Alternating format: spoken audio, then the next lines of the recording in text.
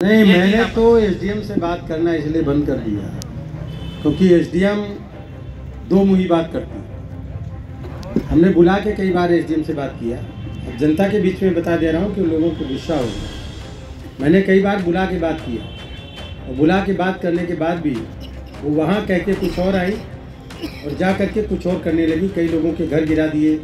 मैंने कभी दोनों पक्षों को बुला करके बात कर लीजिए। किसी का आवास गिरा देना, किसी का वो कर देना।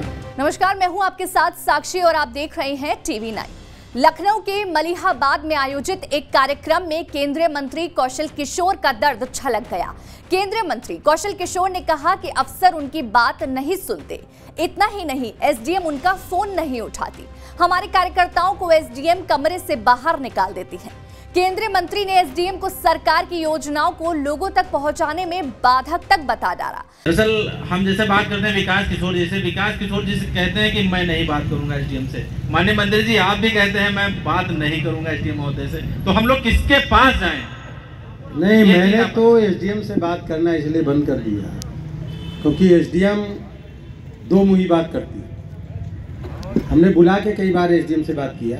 अब जनता के बीच में बता दे रहा हूँ कि लोगों को गुस्सा होगा। मैंने कई बार बुला के बात किया और बुला के बात करने के बाद भी वो वहाँ कह के कुछ और आई और जा करके कुछ और करने लगी। कई लोगों के घर गिरा दिए। मैंने कभी दोनों पक्षों को बुला करके बात कर लीजिए। किसी का आवास गिरा देना, किसी का वो कर देना। दरअसल गुरुवार को मलिहाबाद के घरौनी जागरूकता सम्मेलन का आयोजन किया गया था। इसमें मुख्य अतिथि के रूप में केंद्रीय मंत्री कौशल किशोर पहुंचे थे। इस दौरान केंद्रीय मंत्री कौशल किशोर ने घरौनी जागरूकता सम्मेलन में कहा कि अफसर उनका आदेश ठेंगे पर रखते हैं। केंद्रीय मंत्री ने एसडीएम मीनाक्षी पांडे पर गंभीर आरोप लगाए। केंद्रीय मंत्री कौशल किशोर ने कहा कि एसडीएम मीनाक्षी पांडे उनका फोन नहीं उठाती। किसी की समस्या को लेकर अगर उनको फोन किया जाए तो वह फोन नहीं उठाती हैं। इतना ही नहीं, केंद्रीय मंत्री ने कहा कि जब भाजपा कार्यकर्ता अपनी समस्या लेकर उनके दफ्तर जाते हैं तो उन्हें कमरे से बाहर निकाल देती हैं। विधायक जी, मैं विकास अनुसूचित मोर्चे का क्षेत्र उपाध्यक्ष हूँ और मैं प्रत्येक मंगलवार को माल ब्लॉक में और सोमवार को यहाँ मलिहाबाद ब्लॉक में बैठता हूँ। लेकिन जब से इस समय की जो एसडीएम महोदय आई हैं, केवल ब्लॉक में लोग आते हैं, तहसील से संबंधित मुझे जो भी कार्य बताते हैं मुझे मजबूरन उनको वापस करना पड़ता है, क्योंकि जब से एसडीएम महोदय जी आई उसके तीसरे दिन के बाद से उन्होंने मुझे कुछ ऐसी बात बोली थी वो मैं बोल नहीं सकता।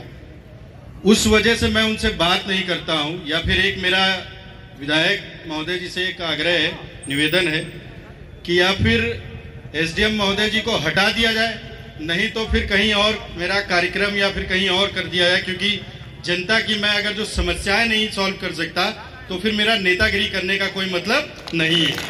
केंद्रीय मंत्री कौशल किशोर ने कहा कि सरकार की योजनाओं को लोगों तक पहुंचाने में एसडीएम मीनाक्षी पांडे बाधक बन रही हैं। एसडीएम बीजेपी कार्यकर्ताओं का कोई काम नहीं करती। केंद्रीय मंत्री ने तहसील के प्रशासनिक अधिकारियों को चेतावनी दी, अगर मेरे कार्यकर्ताओं की नहीं सुनवाई होगी तो तहसील में लाखों लोगों के साथ वह प्रदर्शन करेंगे। मेरा यही आग्रह है कि अभी तक की मैं एसडीएम महोदय से कोई अपने गरीब जनता का फोन करके कोई कार्य नहीं करा पाया हूँ। सीधी सी बात है, मेरे पास जितने भी आते मैं कहता हूँ मंत्री जी के पास जाइए या विधायक जी के पास जाइए। तो जब गरीब जनता का मैं काम नहीं करा पा रहा हूं तो गरीब जनता कैसे करा पा रही होगी, ये सोचने की बात है। सरकार हमारी, सत्ता हमारा, विधायक हमारा, मंत्री हमारा। हमको तो लग रहा था सरकार नहीं होती उससे अच्छा विपक्ष में हम रह के कार्य कर रहे थे, धरने पे बैठ रहे थे, तहसील का घेराव कर रहे थे। लेकिन ऐसे अधिकारियों को रहने की यहाँ जरूरत नहीं है।